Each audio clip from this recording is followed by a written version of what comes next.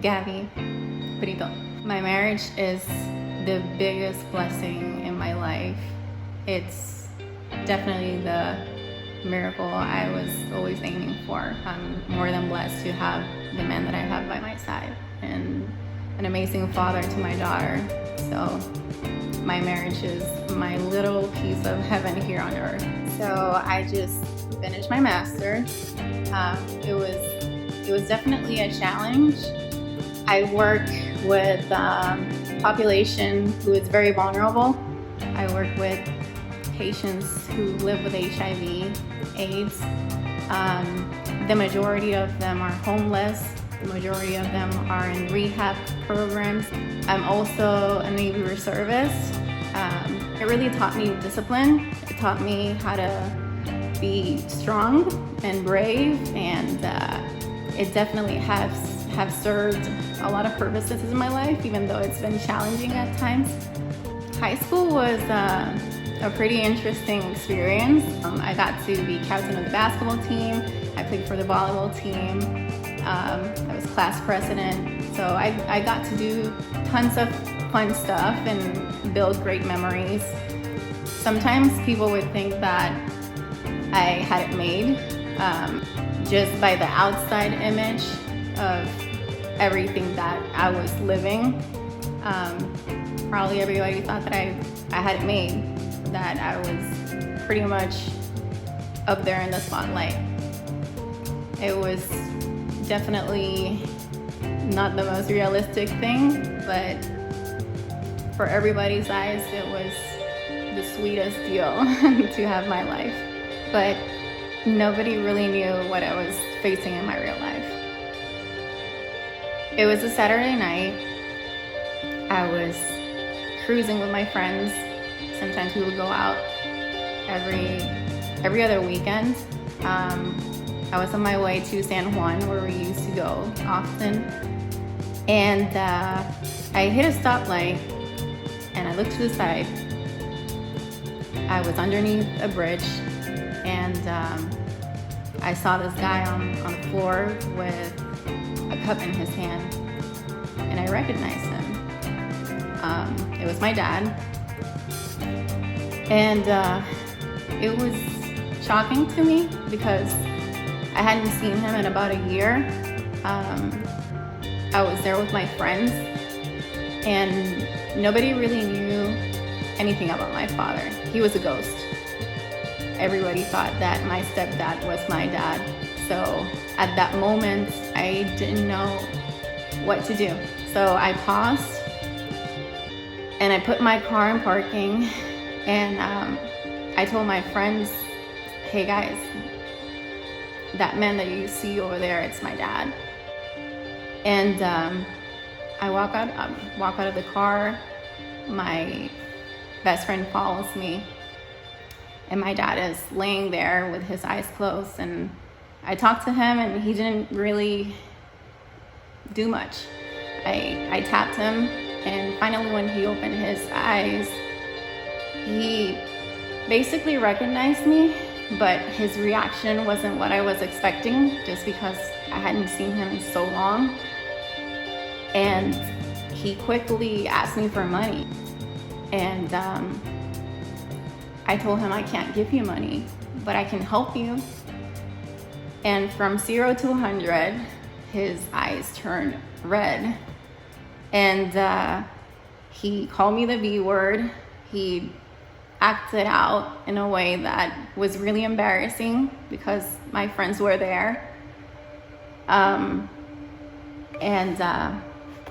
I just unfortunately walked away. My best friend, when I get to the car, she tells me something that I will never forget.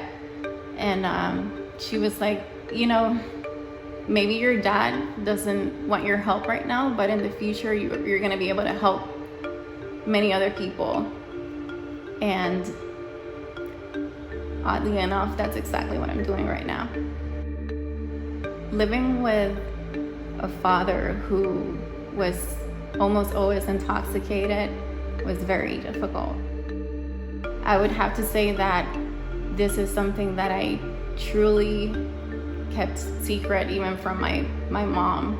Nobody knew what was happening inside the doors of our house every other weekend. And I think like a big part of my childhood was very much taken away because I had to act as an adult, be the caregiver for my father. And oftentimes I would be so anxious walking around the house and looking all over the place, opening the toilets, checking for drugs everywhere. And it was really not the perfect childhood. It was not innocent at all because he wasn't there emotionally. Because even though I loved him, and I genuinely do till today, it was a very toxic relationship and environment to live under a household where your dad was always using. There were nights that I would wake up at 2 a.m. and he was nowhere to be found. I was probably like 5-6 years old, so the panic starts kicking in. So it was even scary to go to sleep, honestly, not knowing what to expect when you wake up, not knowing where your dad would go in the middle of the night. I still remember that I used to think that every ambulance was carrying my dad, and I would wake up and I hear an ambulance and I would think that something's wrong with my dad. So going to sleep was definitely also nerve-wracking. I think that going through that process and living with an addictive father taught me that God is enough, because that's when I truly needed him the most. And that fatherly figure that I was lacking was translated into the love of God through so many other things, including an awesome father figure who's my stepdad, who he brought into my life and who truly replaced a lot of that I was missing. So for the longest time, I had the biggest difficulty trusting men. And also for the longest time, I questioned whether God was hearing me. I had been praying for my father since I can remember. And I remember I was 14 years old when I questioned myself about this. And I was doubtful. So one day I had the most genuine prayer I've ever had in my life. And I remember that I went down on my knees in my bathroom. I was on the floor and I asked for God to change my life, change my train of thoughts, change everything that my past had done to me and all of my anger, my hurt. And the very next day, I had my prayer answered. And that's when Samuel walked into my life. He started working for my stepdad in construction. So it was definitely a life-changing moment. And from then on, it's history. I've built an amazing family, and God has allowed me to enjoy the most awesome family I could ever ask for. Gave me an incredible, out-of-this-world husband who is just amazing, understanding, loving in every kind of way.